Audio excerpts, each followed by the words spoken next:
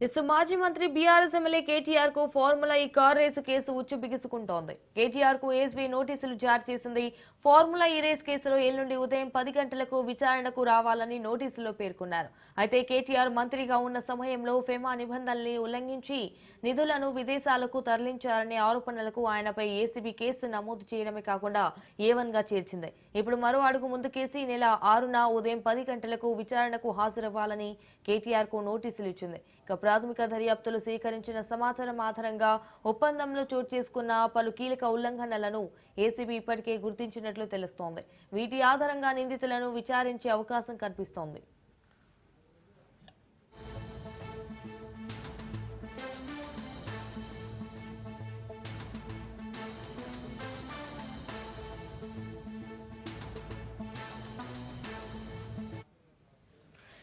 మాజీ మంత్రి BRS MLA KTR కు ఫార్ములా ఈ కార్ రేసు కేసు ఉచ్చు బిగుసుకుంటోంది. కేటీఆర్ కు ఏసీబీ నోటీసులు జారీ చేసింది. ఫార్ములా ఈ రేస్ కేసులో ఎల్లుండి ఉదయం 10 గంటలకు విచారణకు రావాలని నోటీసుల్లో పేర్కొన్నారు. కేటీఆర్ మంత్రిగా ఉన్న సమయంలో ఫెమా నిబంధనల్ని ఉల్లంఘించి నిధులను విదేశాలకు తరలించారనే ఆరోపణలకు ఆయనపై ఏసీబీ కేసు నమోదు చేయడమే కాకుండా A1 గా చేర్చింది. ఇప్పుడు మరో అడుగు ముందుకేసి ఈ నెల 6న ఉదయం 10 గంటలకు విచారణకు హాజరవ్వాలని కేటీఆర్ కు నోటీసులు ఇచ్చింది. ఇటు ప్రాథమిక దర్యాప్తులో సేకరించిన సమాచారం ఆధారంగా ఒప్పందంలో చోటు చేసుకున్న పలు కీలక ఉల్లంఘనలను ఏసీబీ ఇప్పటికే గుర్తించినట్టు తెలుస్తోంది. వీటి ఆధారంగా నిందితులను విచారించే అవకాశం కనిపిస్తోంది.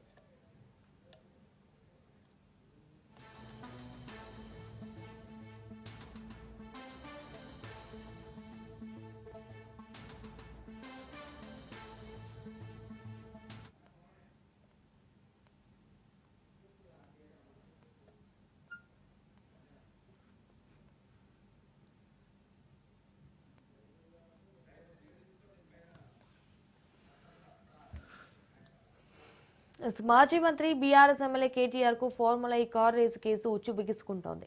కేటీఆర్ కు ఏసీబీ నోటీసులు జారీ చేసింది. అయితే ఫార్ములా ఈ రేస్ కేసులో ఎల్లుండి ఉదయం 10 గంటలకు విచారణకు రావాలని నోటీసుల్లో పేర్కొన్నారు.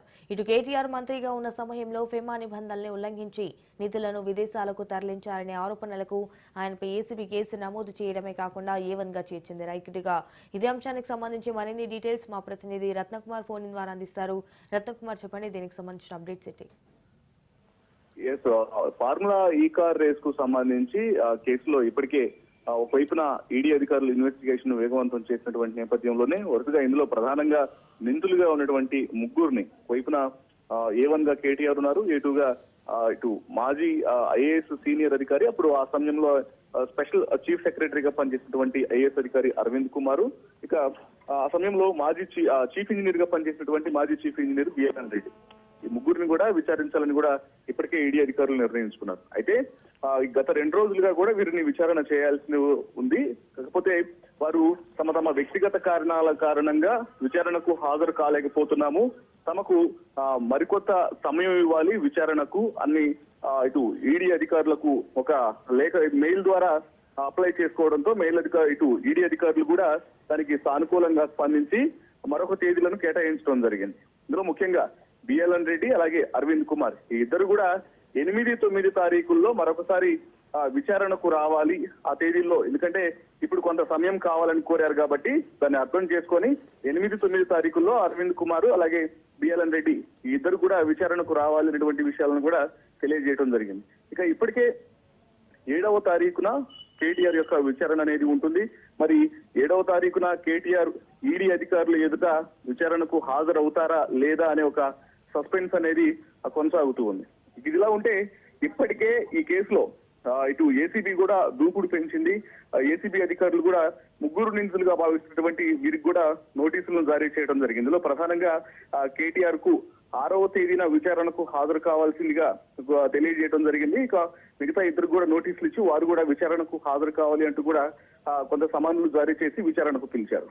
దీంతో ఫార్ములా ఈ కార్ రేస్ కు సంబంధించినటువంటి దర్యాప్తులో ఈడీ అధికారులు దర్యాప్తును వేగవంతం చేస్తూ ఉంటే మరోవైపున ఏసీబీ కూడా దూకుడు పెంచింది. ఇప్పటికే నాట్ టు అరెస్ట్ కు సంబంధించి కావచ్చు, లేకపోతే ఆయన అరెస్ట్ చేయకుండా ఒకవైపున హైకోర్టులో వాదనలు జరుగుతున్నాయి. ఇలాగానే అటు కోర్టు కూడా కొంత సానుకూలంగా స్పందించడంతో ప్రస్తుతానికి కేటీఆర్ ని అరెస్ట్ చేయడానికి అటు ఏసీబీకి అవకాశం అనేది దొరకలేదు. ఇక మరోవైపున విచారణ మాత్రం వేగవంతం చేసేందుకు సిద్ధమైంది.